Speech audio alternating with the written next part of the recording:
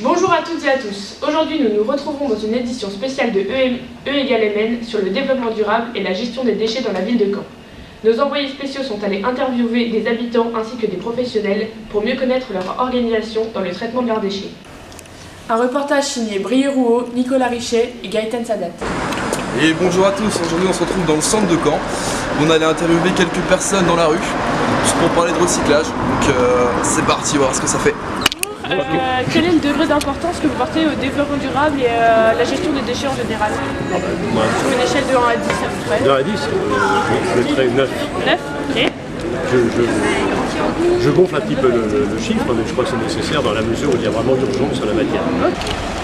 Donc là, nous sommes devant le Sneakers Lab.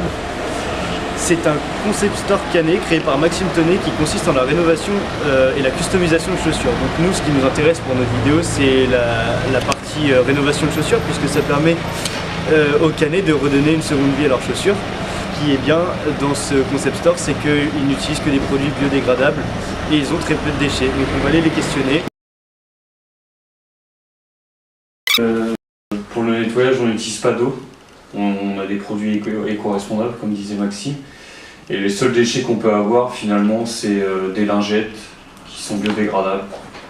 Donc voilà, on a très peu d'impact en fait sur l'environnement et sur nos déchets. On est une boutique qui a très peu de déchets en fait finalement, à part les lingettes qu'on peut réutiliser assez régulièrement, c'est-à-dire qu'on a déjà très peu de lingettes qu'on jette, et puis en plus à ce niveau-là, oui, il y a très peu de déchets. Nous allons accueillir Brieux Rouault et Nicolas Richet qui vont nous parler de l'étude statistique qu'ils ont réalisée auprès des habitants de Caen. Bonjour. Bonjour Maël. Donc on s'est chargé de faire une étude statistique sur un échantillon d'à peu près 100 personnes sur le développement durable. Donc on allait voir à peu près qu'est-ce que pensaient les gens du développement durable, comment est-ce qu'ils faisaient pour collecter les déchets, les bouchons, et donc on a tiré une petite conclusion. Donc je te laisse expliquer.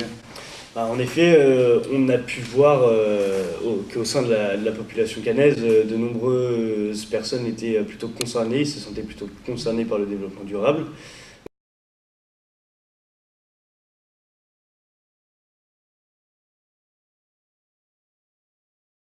Donc c'est quand même donné plutôt pas mal, plutôt encourageant. 10,8, mais comme on peut le voir sur le tableau juste à ma gauche. Donc sur cette très belle étude statistique, on peut voir qu'il y a quand même pas mal de gens qui récoltent des piles, des bouchons, des vêtements. À peu près 92% de la population sur Caen, on reste sur l'échantillon, reste impliquée dans la collecte et dans l'engagement à peu près général.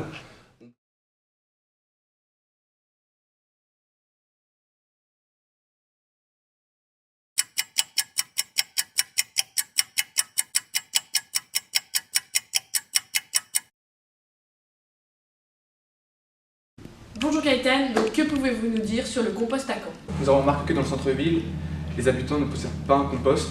Cela est plutôt dédié aux personnes en périphérie, dans les zones rurales. Merci à vous Brieux et Nicolas pour votre participation à cette émission ce soir. Merci à vous chers téléspectateurs d'avoir été aussi fidèles dans cette émission. On se retrouve la semaine prochaine pour une émission spéciale sur les aurores boréales.